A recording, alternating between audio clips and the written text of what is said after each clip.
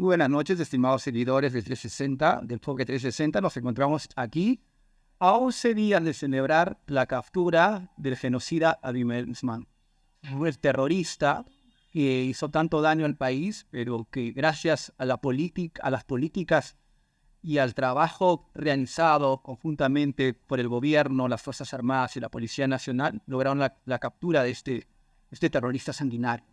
El día de hoy nos encontramos, es un honor para nosotros tener a Carlos Beró.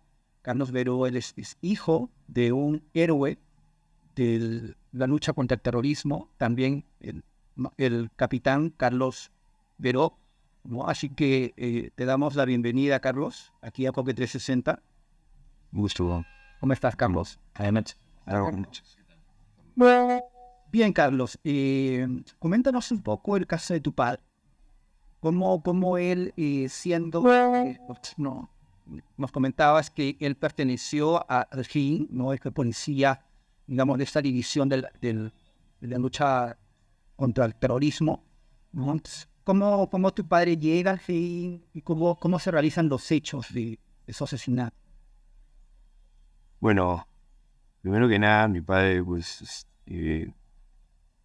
comenzó, digamos, carrera policial o digamos es un patriotismo hacia el Perú, hacia la patria, desde muy temprana edad. Desde tercero de secundaria, mi papá perteneció al Colegio Militar Ramón Castilla de Trujillo y desde ahí comenzó a todos los días a levantarse temprano, a tener una formación militar, ¿no? A izar la bandera, los símbolos patrios, y comenzó su amor por el Perú, comenzó su servicio, su vocación.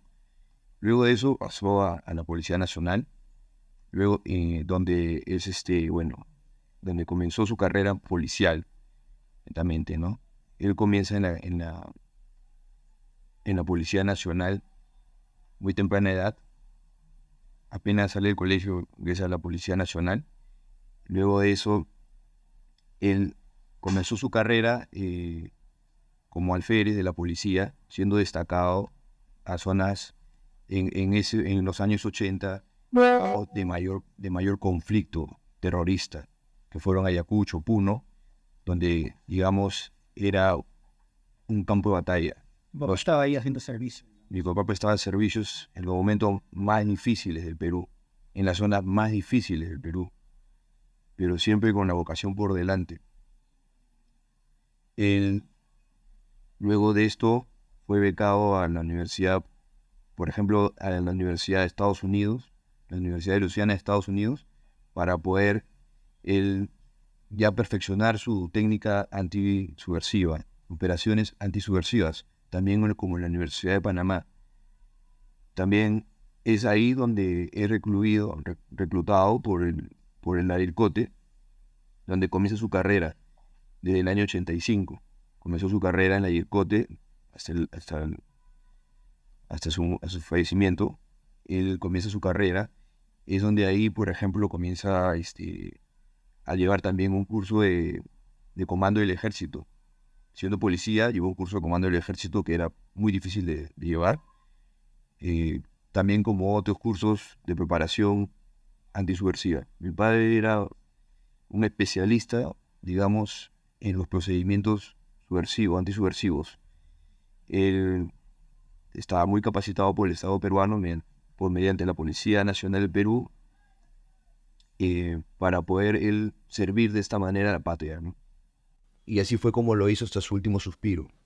Luego de esto, mi padre, por ejemplo, fue premiado con la medalla de oro por tener una acción distinguida, medalla de acción distinguida otorgada por el presidente de la República, al igual que también medalla de plata otorgado por la Policía Nacional.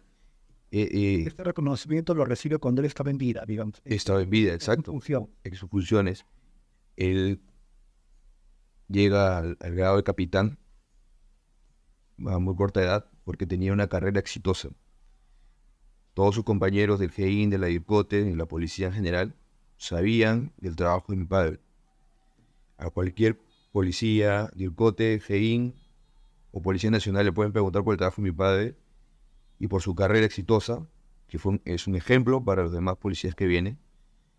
Él también, por ejemplo, participó en grandes operativos, como por ejemplo la captura de Omar Morote, número 2 de Sendero Luminoso, con quien fue mano derecha de genocida Ismael Guzmán, con quien constituyó Sendero Luminoso en Ayacucho.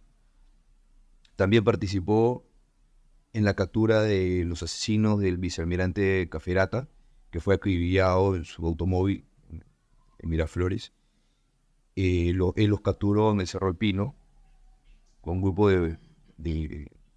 de la IRCOTE, los capturó y obviamente fueron juzgados.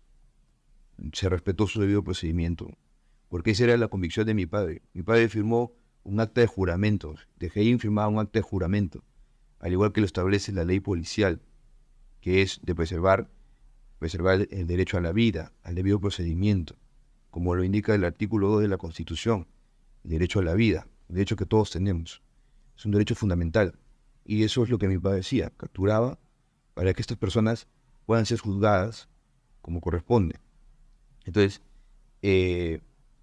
esto no se hizo con él. Mi padre tuvo una carrera exitosa y actuó siempre bajo sus principios y sus valores policiales. Pasó el 14 de agosto, ¿sí? ¿No? Sí, el 14 de agosto del año 92. Sí, bueno, mi padre en el año 92, 14 de agosto, salía de sus labores, ¿no? En su centro de labores policiales, salía dirigiéndose ya a su domicilio, estaba esperando un bus. Cuando se da cuenta, se percata y acude al auxilio de un guardia civil que estaba siendo, digamos, atacado por 2 terroristas. Es en ese instante donde mi padre decide intervenir y auxiliarlo a su compañero. En esa intervención, Mi papá no estaba trabajando ese mi papá estaba de civil, estaba rumbo a su domicilio. Es en esa intervención donde mi padre captura a estos 2 terroristas, ¿no? Y logra auxiliar al guardia civil que estaba herido. Entonces, él lo que optó en ese instante, mi papá era un especialista en operativos antisubversivos. Sabía que este grupo de aniquilamiento de Sendero Luminoso no trabajaba solo. Tenían contención, tenían hasta 2 anillos de contención. Entonces, mi padre lo que hizo fue capturarlos porque estaba en auxilio de Guardia Civil. Por eso fue el auxiliarlo, porque sabía que si pedía refuerzos, o si él actuaba, o si él hubiera seguido su camino, hubiera sido con vida. Sabía que el costo de este acto heroico era su vida.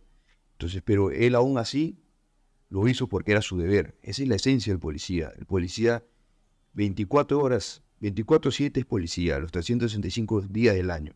En todo momento uno no deja de ser policía. Y esa fue la convicción y ese era el juramento que mi padre había firmado. Y eso fue lo que él cumplió, su deber. Por eso es que a él los diarios en esa época lo nombran como el valor al deber, porque él tuvo el valor de cumplir su deber. Entonces, cumplió su deber, capturó a los 2 terroristas y en eso sí Salva la vida al policía. le salva la vida al guardia civil, que terminó gravemente herido, porque luego de que mi padre captura a los 2 terroristas, lo que él tenía pensado en ese momento era parar algún auto que pueda conducirlo más rápidamente y exponerse menos Al trayecto, exacto, a llegar a una dependencia policial más cercana. La más cercana estaba a 6 cuadras. Entonces, Claro que él tenía la idea de hacer doble función, entregar a los terroristas y socorrer al guardia herido. exacto. Y en ese trayecto no había ningún carro que pare. Obviamente estamos hablando de la época del año 92, donde la Plaza 2 de Mayo era un mercado, era como decir Gamarra o digamos el centro de Lima, así, digamos. Era un caos con el tráfico. Claro, y los ambulantes. era un caos, y había demasiada gente. Estos 2 terroristas que mi papá captura se encontraban con 20 kilos de dinamita y armamento. Ellos querían, su objetivo era colocar esta dinamita en una institución pública. y poder, digamos, ese era su objetivo. No les importaba la gente que estaba ahí, no les importaba que esa dinamita explote en cualquier momento y mueran centenares de personas. Mi padre, al ver esta situación, lo que hizo fue acudir al auxilio de su compañero y de esta manera también vio esta situación de la dinamita, por lo cual, como ningún carro le auxilió, ningún carro lo ayudó al trayecto a llevar a estos terroristas, porque obviamente creo que ningún civil se atrevería en esa época a ver a 2 terroristas con mi padre de civil pidiendo auxilio, nadie te iba a auxiliar. Con dinamita, peor aún. Entonces, es en este trayecto donde mi padre decide llevarlos a pie. A pesar del riesgo que se corría, sabía que eran 6 cuadras. Entonces, él decide caminar las 6 cuadras. En el trayecto aparece la contención del terrorista. El grupo de aniquilamiento. El resto del grupo de aniquilamiento. Entonces, que ya lo veían sigilosamente siguiendo, ¿no? Claro, hay mucha gente también en ese momento. Se pierde. Exacto. Y con dos detenidos. Cobardemente se mezclan con la gente. Con 2 detenidos, mi padre enfrente. Él cuando detiene a estos terroristas, él, digamos, se identifica con... Claro, él tenía su placa de la... Claro, sabían que detective. Claro, él se identifica. Todo policía andaba con su placa, con su identificación, siempre. Entonces, Claro, por el nombre, ¿no? Porque como tú mencionas, tu padre ya había realizado acciones anteriormente. exacto. Entonces, posiblemente estos terroristas ya lo habían identificado a tu padre. No. Sabían quién era. No posiblemente, lo habían identificado. Eso está en una declaración que hace un oficial mayor al diario Caretas. Un oficial de la DIRCOTE dice que a mi padre declara que a mi padre lo identifica el grupo de contención de este grupo de aniquilamiento y sabían que él había participado en grandes operativos, en grandes capturas, ¿no? Como las mencioné. Entonces, él ya venía recibiendo amenazas, durante toda su carrera, recibiendo amenazas de muerte. Y ya él ya sabía, y ellos lo habían reconocido, es ahí donde deciden disparar a matar, y por la espalda. Es ahí donde se produce la balacera, y mi padre cae herido, ensangrentado, al pavimento. Y es ahí donde muere mi padre, en el pavimento. Entonces, desangrado. Este acto terrorista, digamos, sanguinario, porque eso es lo que es un acto terrorista despreciable, cobarde y despreciable, no puede quedar impune. No puede quedar impune. Estos actos de poner dinamita, 20 kilos de dinamita en un lugar donde había niños. ¿No? Sí. En Lima, donde están todas las instituciones. Exacto. Mi padre, Sin importarles. Y fíjate, Carlos, que a esa hora están los micros llenos. Que si explotaba esa dinamita, volaba gente en los micros. Estaban los ambulantes, que son emprendedores. Que si explotaba la dinamita, volaban estos emprendedores. Es decir, era una matanza sin fin, y es tu padre un héroe que evitó que explotara esa dinamita, que evitó que transcurriera el tiempo y que eso pudiera madurar, digamos. Claro, pero asesinato. esa dinamita, ese armamento tenía fin. exacto, Iba a ser utilizado. iba a ser utilizado en una institución pública. Y el Digamos, camino podía pasar. pudieron pasar niños o cualquier, exactamente. Y mi padre, al ver estas circunstancias, mi padre siguió firme con el debido procedimiento, el debido proceso, y respetuoso del derecho humano de capturar, no de asesinarlos. Porque si mi padre tenía su arma, hubiera él actuado de otra manera, él estaría ahorita conmigo. Si él hubiera asesinado a estos 2 terroristas, estaría ahorita conmigo y hubiera compartido conmigo un desayuno, un almuerzo, un cumpleaños. Es algo que yo no lo tuve. Y ese sacrificio no puede ser en vano. No puede ser en vano. Esto que yo estoy declarando es para que sirva no solamente para mí, no solamente para mí, o como puedan querer pensarlo, ¿no? Sino para nuestra sociedad, para que sepan que, no solamente la sociedad, sino también los policías, para que sepan que hubo un policía que cumplió a cabalidad con su ley, con su vocación de servicio, con su valor al deber, hasta su último suspiro. A pesar de las circunstancias que le tocó, mi padre quería capturarlos y ponerlos a disposición. Esa fue su convicción porque él tenía un juramento firmado. Él tenía un juramento del GEIN firmado. Ahora, mi padre fallece el 14 de agosto del 92 y la captura de Abimael Guzmán se da el 12 de septiembre del año 92. Casi un mes después. El grupo GEIN, liderado por el coronel Benito Jiménez, le nombra al operativo de esta captura capitán Carlos Bereau Asmat, en memoria de mi padre. Y es así como, gracias a este operativo, capturan al genocida y se acaba y logran la pacificación nacional. Dado que ellos invocan al alma de su compañero para entrar a Claro que sí. escapar a Abimael Guzmán, y invocan a su compañero diciendo ayúdanos ahora que vamos a entrar a este momento difícil, ¿no? Por el amor y el cariño que le teníamos. Exacto, en una entrevista que le hicieron al general Morán, y él indica que con Miyashiro, con otros compañeros, que antes de ingresar a la casa de donde se encontraba el genocida de Abimael Guzmán, ellos se encomiendan, y como de cariño le decían a mi padre, Loquito Bereau, como lo conocen, Loquito, por favor acompáñanos a que todo salga bien. Y así fue como salió. Y ellos también respetaron el GEIN, respetó el debido procedimiento hasta el del más grande genocida, que había matado a tantos compañeros, tantos policías, tantos ciudadanos, gente inocente, niños, ancianos, etc. Mi padre, muchos dicen que mi padre es un mártir de la policía.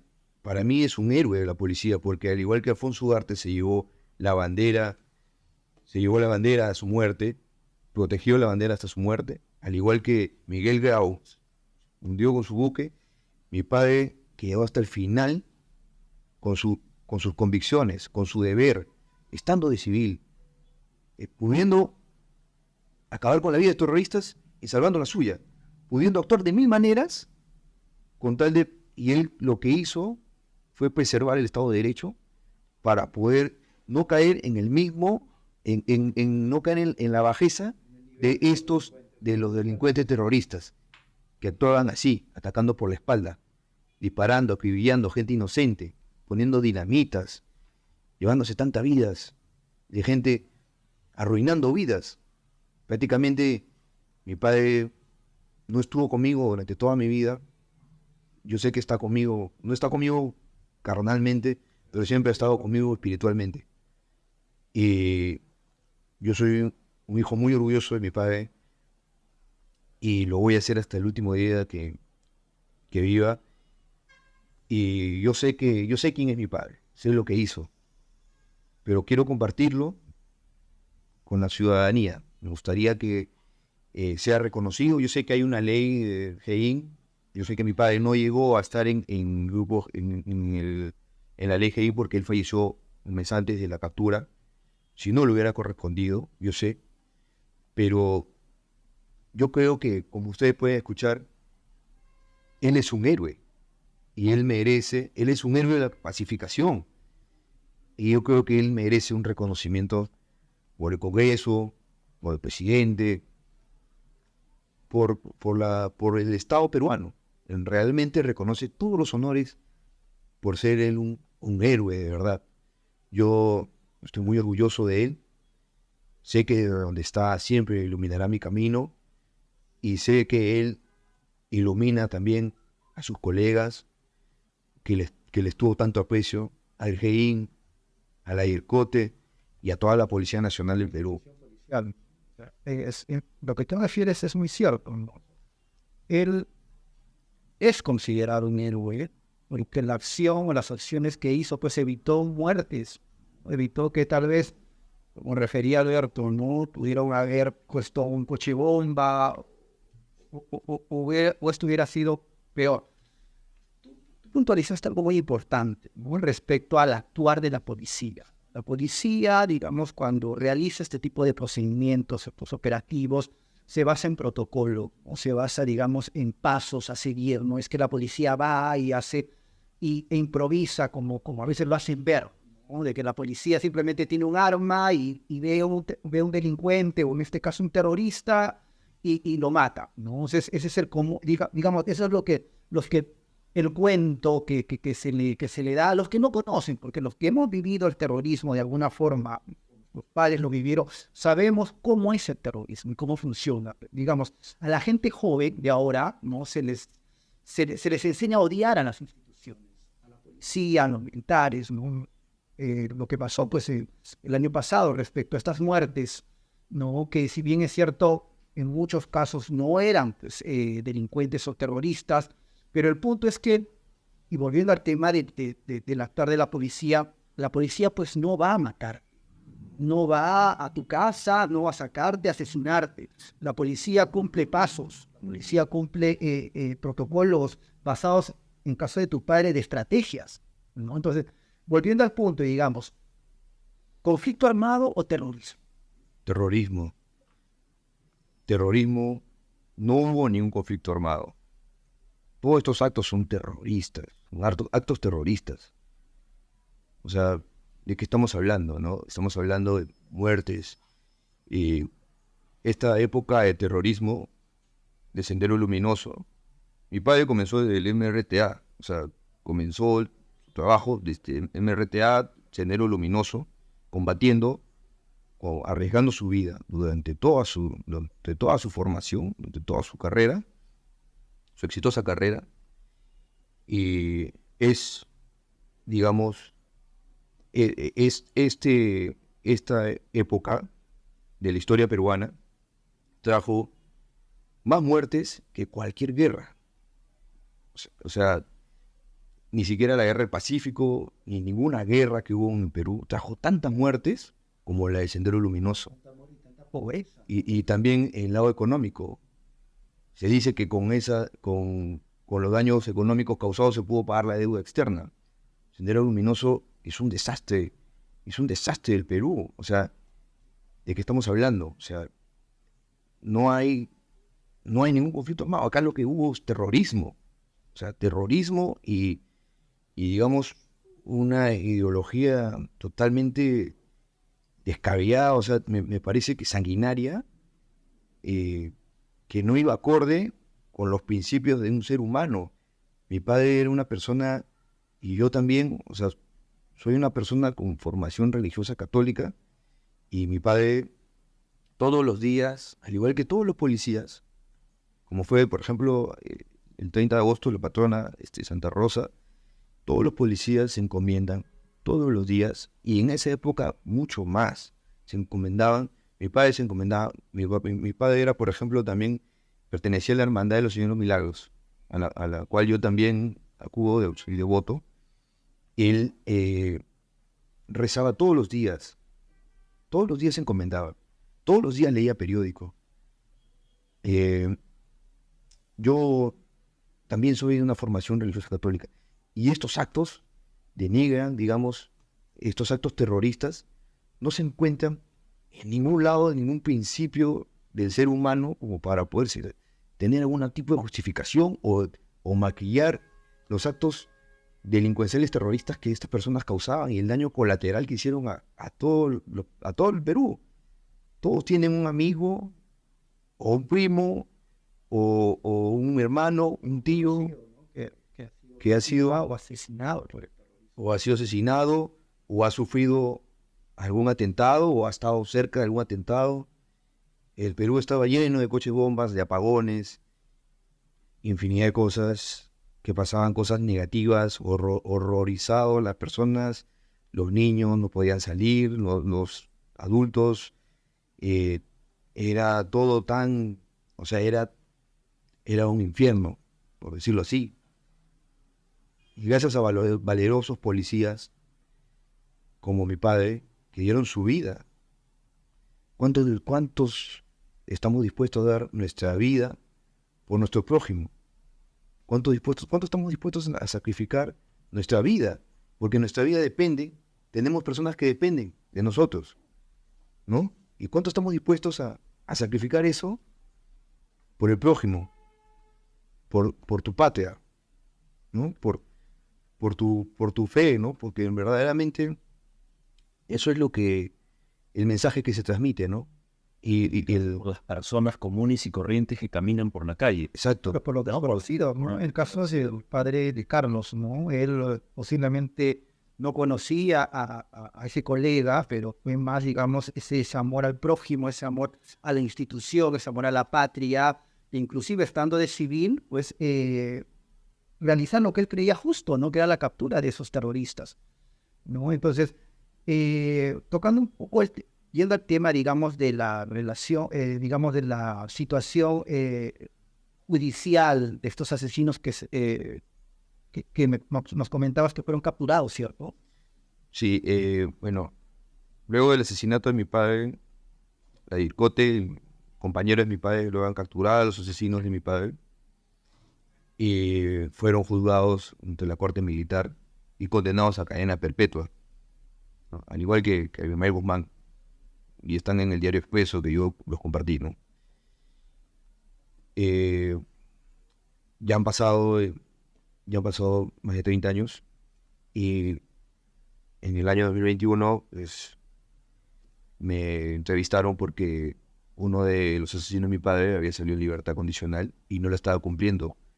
Y peor aún, seguía con sus ideologías, digamos, violentistas, terroristas, perteneciendo a la fila del Movadef. En su pensamiento terrorista, esos más de 30 años en la cárcel, no le cambiaron en nada. No cambiaron en nada y peor aún, queriendo, digamos, vender esas ideas sanguinarias, digamos, de odio, de rencor, de odio, digamos, más que nada de eso, de generar muerte, ¿no? De hablar así, de hacer muerte. De crímenes y asesinatos. Claro, pero eso es lo que hace el terrorista, ¿no? O sea, ese es su modo de vida del terrorista, ¿no? Causar violencia, asesinar, generar caos. Y obviamente esto es algo, digamos, despreciable, digamos, inaceptable por la sociedad peruana. Yo creo que las autoridades, el Poder Judicial, debería tomar cartas en el asunto y realmente, si estas personas están volviendo a delinquir, deben ser puestos a disposición y también sometidas pues, a cumplir su cadena, a su condena dentro de prisión, ¿no? Claro, porque independientemente de que cumplan la pena que se merecen, pues sueltos son un peligro social. Exacto. Realmente son un peligro social. Son un peligro social para la juventud peruana, para, digamos, también más que nada para la juventud peruana son un peligro. Y la verdad que, bueno, también hago un llamado a las autoridades en que tomen cartas en este asunto, no solamente con el caso de mi padre, de esos asesinos, de estos terroristas, sino de todos los terroristas que vienen, digamos,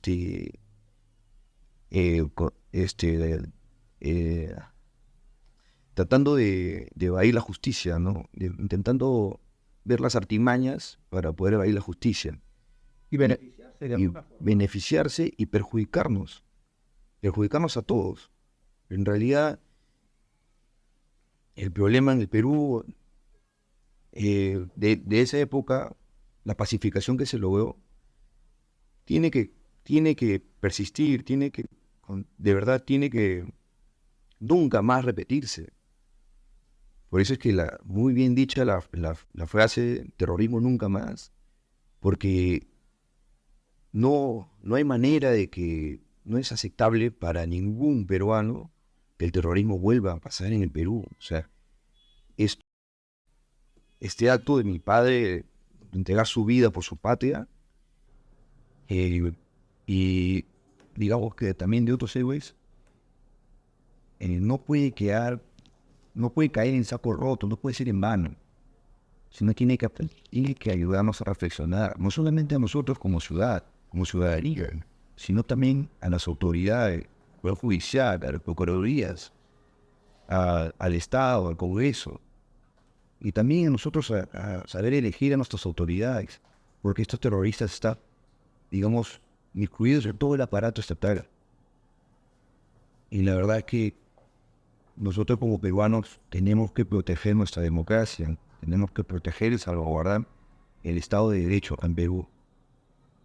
Esa es la convicción que tuvo el GEIN, mi padre, la ICOTE, la policía, y es la convicción que tenemos que tener nosotros, la ciudadanía, los ciudadanos peruanos, nosotros los compatriotas peruanos.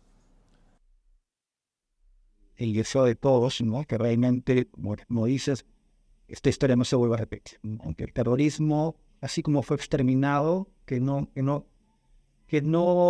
se dé ni el mínimo de oportunidad a estos terroristas que aún hay. Como dices, ¿no? Esta gente no cambia. Esta gente, por más que cumpla una pena, inclusive de cadena perpetua, van a morir con esa ideología. Ya lo dijo Abimael Guzmán, ¿no? Que lo que queda acá nadie lo saca. Bien, Carlos, ¿qué pedido harías tú, digo, al Estado, ¿no? Respecto a la situación de tu padre, ¿no? Ese pedido que tú haces, digamos, de que sea reconocido oficialmente como héroe nacional. Bueno, yo, como te comenté, mi padre es un mártir de la ICOTE, cual yo sé que bien que el acto que él hizo de enfrentarse con las situaciones que les estoy comentando, para mí, o sea, yendo a un lado, digamos, un mártir de que fue una acción fortuita, una acción policial fortuita, y yendo al lado de que estábamos prácticamente siendo bombardeados por terroristas. Y mi padre, en esta intervención, en este acto heroico, digamos, de impedir muertes, digamos, de llevar consigo hasta su muerte, hasta su último suspiro, cumpliendo a cabalidad su función, ¿no? Y, o sea, por donde lo vean, mi padre es un héroe. Es un héroe. Y yo pido a las autoridades que se reconozca un héroe y que se evalúe, lo voy a reconocer como un héroe nacional, como un héroe policial, porque si esto va a servir para que los nuevos policías estudien el caso de mi padre, estudien su carrera exitosa, su trayectoria de mi padre, y puedan ver y puedan también seguir ese ejemplo, ¿no? De cumplir con sus funciones a cabalidad. Mi padre lo hizo, como lo repito, desde tercero de secundaria, nació su amor por la patria, por el servicio, hasta su último suspiro. Toda una vida dedicada a servir a la patria. Siempre listo para servir, puesto para morir. Ese es el mensaje que me gustaría que, digamos, llegue a las autoridades, digamos, al Estado peruano, las autoridades competentes, y que realmente lo consideren a mi padre como lo que corresponde. Y no pido más allá. Eso es, y no solamente por mí o por mi familia, sino porque eso va a ayudar a que la gente, a que más personas, digamos, conozcan la historia, conozcan quién fue mi padre, por qué a mi padre, por qué al operativo nombran a mi padre, por qué en memoria de Carlos María Berea Basmat, el mayor de la policía, por qué el museo de la ICOTE lleva el nombre de mi padre, por qué se le nombra, por qué era un oficial, por qué está un cuadro de la ICOTE, por qué está considerado como un mártir de la ICOTE. Porque la gente pasa, ve un cuadro, ve una imagen, pero ¿por qué llegó ahí esa persona, ¿no? ¿Qué fue lo que hizo para ser un mártir, un héroe? Entonces, eso es muy importante, la acción, el acto heroico, que no todos estamos dispuestos a dar, o todos tenemos alguna oportunidad para hacer un acto heroico, pero se dice héroe porque no todos lo hacen. Solamente los que están, digamos, verdaderamente llamados a hacerlo, y verdaderamente yo digo que están, digamos, bendecidos por Dios o están iluminados por Dios, son los que están destinados a entregar su vida por nosotros, por nuestra paz, por la paz que vivimos hoy día.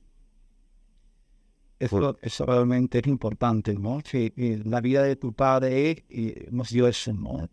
No solo la vida de tu padre, sino de tantas personas caídas en este terrorismo puro y sanguinario, ¿no? Nos dio esa paz que debemos mantenerla, no debemos bajar la guardia y digamos, no combatirla, porque todavía hay remanentes del terrorismo. De repente en Lima no se ve mucho, pero en zonas como comentabas, ¿no? En Ayacucho, donde tu padre estuvo, en el BRAE, todavía el terrorismo está ahí y hay que combatirlo.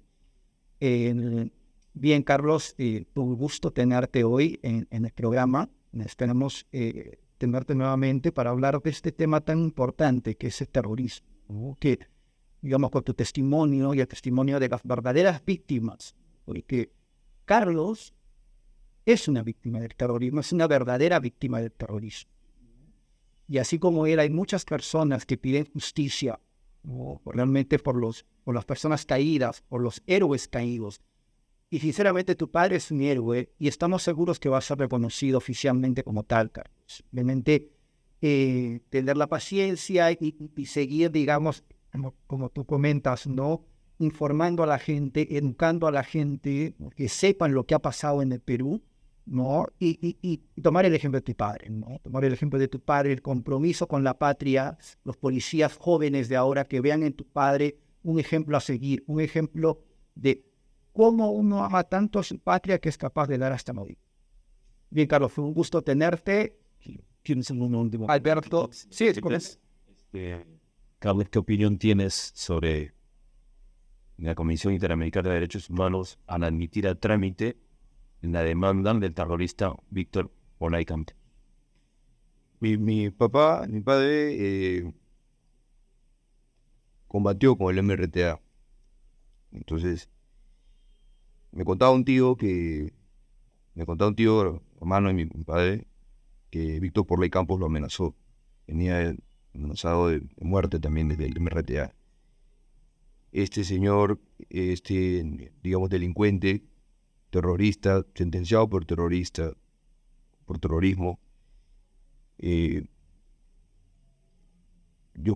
considero que no se le debería dar ningún tipo de contemplación. Él merece, digamos, la cadena perpetua, merece, el Perú debería ser más fuerte con la Corte Interamericana de Derechos Humanos.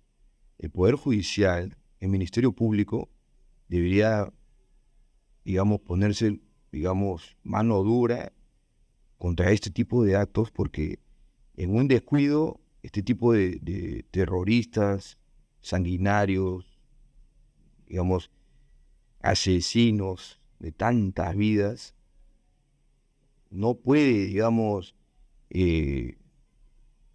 acudir a una Corte Interamericana de Derechos Humanos. ¿Y dónde están los derechos humanos de mi padre? ¿Dónde están los derechos humanos de los policías caídos, abatidos, como lo vimos en el Congreso, por la espalda, cobardemente? Y de tantos civiles. El terrorismo no tenía distinción, mataba gente, digamos, de buena posición como gente también en condición humilde. Este señor Víctor Porley es totalmente despreciable, debería ser despreciable no solamente por la ciudadanía peruana, sino también por las instituciones, tanto judiciales, Ministerio Público, Estado peruano, Policía Nacional y ciudadanía en general. Yo creo que la Corte Interamericana de Derechos Humanos le hace un daño al Perú, porque está en defensa de tantos terroristas. ¿Y dónde están los derechos? ¿Dónde están mis derechos, digamos? ¿Dónde están los míos? Yo tenía derecho a vivir con mi padre, a tener una vida normal, como la que tienen de repente los jueces, los de la Corte Interamericana. ¿no? Ellos tienen una vida normal. Ellos no creo que hayan sufrido lo que yo sufrí, lo que sufrió mi mamá, lo que sufrió mi abuela, lo que sufrió mis tías. Y lo que vienen sufriendo luego de 30 años, más de 30 años, 31 años, que seguimos con ese dolor. ¿Dónde están los derechos para nosotros? La Corte Interamericana nunca me ha llamado, a mí nunca me han dicho nada, ni a ningún familiar mío. Para los policías, para los civiles asesinados, mutilados, torturados, desaparecidos. ¿Dónde están los derechos humanos para estas personas? Digamos, ¿también es igual para ellos o solamente defienden a los terroristas? ¿Y cuál es el interés de defender a los terroristas? Acá en el Perú no se puede aceptar eso. No debería ser admisible por ninguna instancia. Yo no sé por qué el Estado peruano permite ese tipo de contemplaciones. Si seguimos así, no podemos volver a caer en el terrorismo. Terrorismo nunca más. También respetemos la memoria, el sacrificio de nuestros héroes, del GEIN, de los militares que también combatieron contra todos, de la policía en general, contra todos estos delincuentes terroristas que no tenían guisanía en acabar con un niño, con un anciano, con una mujer, con un niño, adulto, militar, civil, embarazadas, en general. Esa es mi opinión. Ese es mi punto de vista respecto a lo que me preguntaste. Respecto a este tema también, ¿no? Viendo, digamos, el pedido que tú haces, ¿no? Al respecto, ya la presidenta Dina Boluarte ha dado su rechazo público, ¿no? A la demanda del Víctor Polay Campos ante la Comisión de Derechos Humanos, la Comisión Internacional de Derechos Humanos, y tal cual, ella dice, ¿no? Ni un solo sol del erario público será para pagar a terroristas. El dinero servirá para salud, educación y seguridad, manifestó. ¿Qué opinas de esta respuesta de la mandataria de estos pedidos, de estos criminales, de estos terroristas? Claro, me parece correcto, o sea, no, por ningún lado, no es aceptable por ningún lado. O sea, digamos, la mandataria Dina Boluarte, como máxima autoridad en el Perú, al expresar su rechazo, está salvaguardando un Estado de Derecho, un Estado democrático, un Estado de paz. Y honran a las víctimas y a los héroes, a la memoria de los héroes. Y eso es lo que pasa, ¿no? Por decir el caso de tu padre, de los asesinos de tu padre, estas personas en su momento pues pidieron amnistías internacionales, recurrieron a estos organismos, a estas comisiones internacionales de derechos humanos. Pero ¿qué saben estas instituciones o la gente que trabaja en ellas de la realidad del Perú? De lo que realmente pasó en el Perú, de lo que fue el terrorismo, como tú mencionas, ¿no? ¿Qué puede saber un juez internacional de lo que tú viviste, de la ausencia de tu padre? O sea, ¿cómo pueden pretender dar justicia en una realidad que desconoce? Y peor aún, protegiendo, ¿no? Encubriendo de alguna forma a los terroristas, a toda esta gente que hizo tanto daño al país. Sí, definitivamente es inaceptable. En realidad, hoy en día yo veo muchos casos de operaciones policiales exitosas, ¿no? Son trabajos impecables de la policía que a veces caen en saco roto, ¿no? No se llega a concluir como debería, con una buena sentencia, ¿no? Meritoria para los actos delictivos que se cometen. En sí, el peor acto delictivo que una persona puede cometer es asesinar a otra. Y de la forma que ellos lo hacían, ¿no? Tan cobardemente, tan salvajemente. Y de la forma más cobarde, que es como pasó con mi padre, por la espalda, ¿no? Acribillando por la espalda, como fue con el coronel Tumba Ortega, por la espalda, ¿no? O sea, igual que la la señora que estuvo en el Congreso, totalmente despreciable cómo pueden instalar dinamita, más de 100 kilos en Tarata de dinamita causando tantas muertes, ¿no? Mutilaciones, personas que no han vivido 30 años, más de 30 años, 31 años, sin una pierna, sin un brazo, sin un ojo, sin la vista. Díganme ustedes, estas personas de la Corte Interamericana de Derechos Humanos o estas personas que le dan algún favoritismo a los terroristas, ¿han vivido esto? ¿Tienen algún familiar? ¿Son conscientes de esto? La verdad es que a mí me causa indignación. Me causa indignación y repudio, la verdad. Soy sincero. ¿Por qué? Porque yo creo que el Estado peruano tiene que albergar y sobre todo proteger el artículo 2 de la Constitución, el derecho a la vida. Eso es lo que más se debe, digamos, prevalecer antes que todo, ¿no? Y estas personas terroristas despreciaban la vida, tenían un desprecio por la vida, por el prójimo. No les importaba si moría su vecino o quien sea. Ellos, con tal de concretar sus actos criminales y de tomar el poder a la fuerza, de esa manera salvaje, que no les importaba matar a centenares de personas. Han muerto más de cualquier guerra en el Perú, en la historia peruana. O sea, ¿qué estamos hablando? O sea, estamos hablando del trabajo de la policía que hizo por capturar a Víctor Polay, por capturar a Abimael Guzmán. O sea, no es un trabajo fácil. O sea, no es como capturar a un delincuente común. Es un trabajo arduo, estratégico. Exacto. Tuvo una estrategia, tuvo un trabajo de inteligencia y un riesgo que se corre.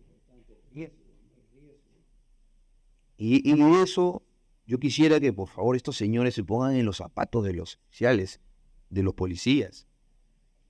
A veces ellos, digamos,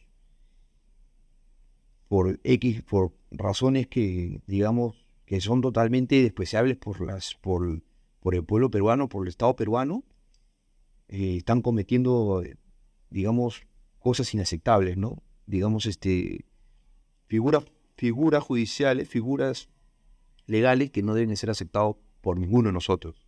¿Cómo va a ser que esta Corte Interamericana acepte que un procedimiento para resolver de un conflicto, según dicen los terroristas, se pueda solucionar a través de asesinar, de matar, de dejar viuda? Bueno, No, es que eso no fue un conflicto. no digo por eso, ¿cómo puede ser posible que ellos Así es el mecanismo que utilizan, acepten, ¿no?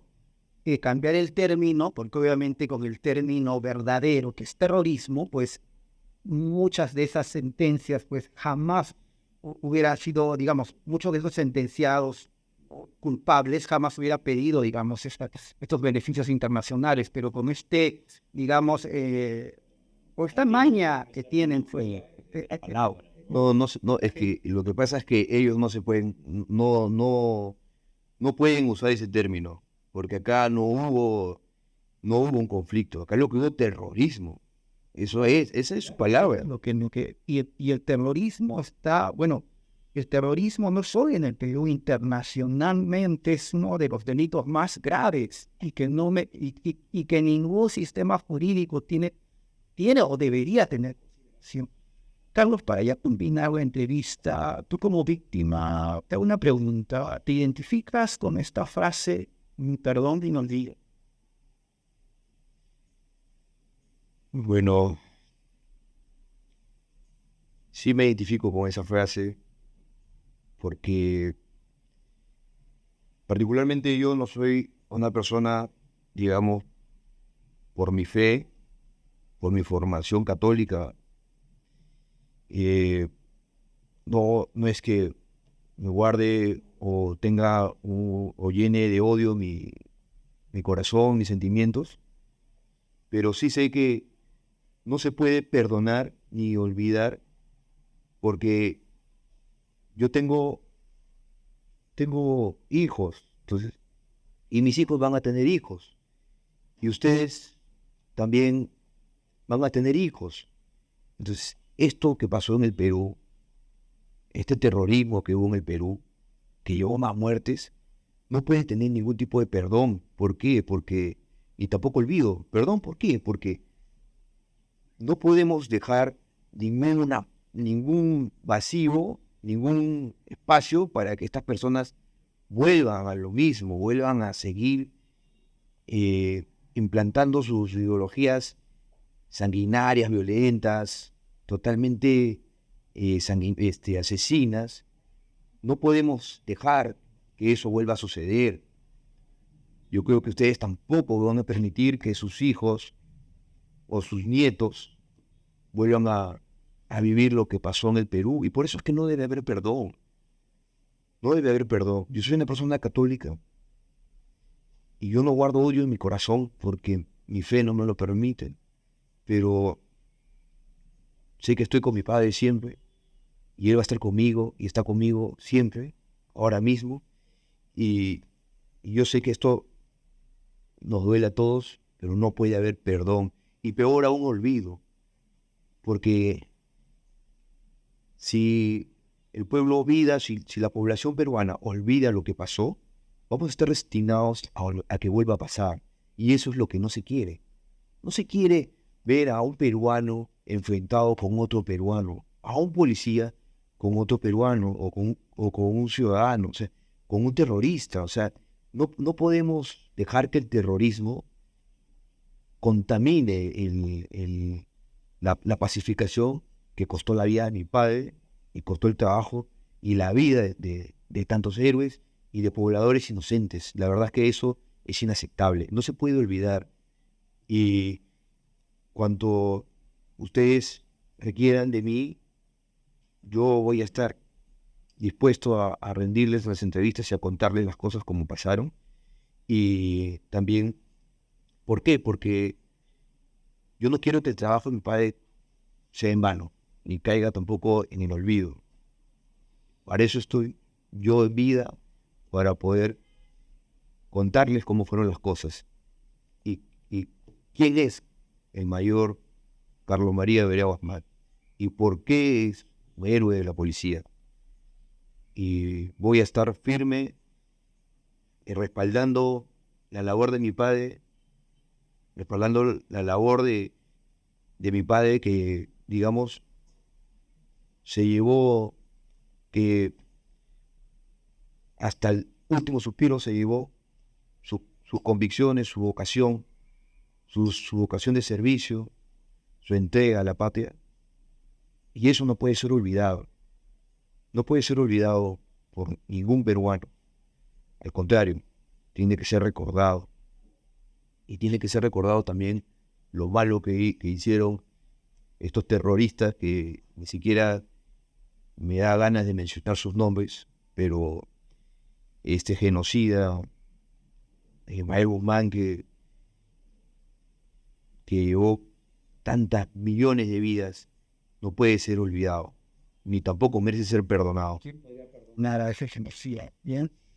Bien, Carlos, nuevamente te agradecemos. Presencia aquí en Enfoque 360, igual Alberto, ¿no? Tocamos este tema tan importante. Vuelvo a repetir, a 11 días de celebrar una captura del genocida más grande de la historia peruana, Abimael Guzmán. Bien, será hasta otra oportunidad, seguidores de Enfoque 360. Nos esperamos en la siguiente entrevista. Gracias. Se lo digo, no te la calle. Cuando tapas la cámara. Eso es dignas. A mí no tengo que ver, nosotros andamos día a día. Y a nosotros hemos conversado en sí en la calle. O sea, todos los que estamos aquí nos conocemos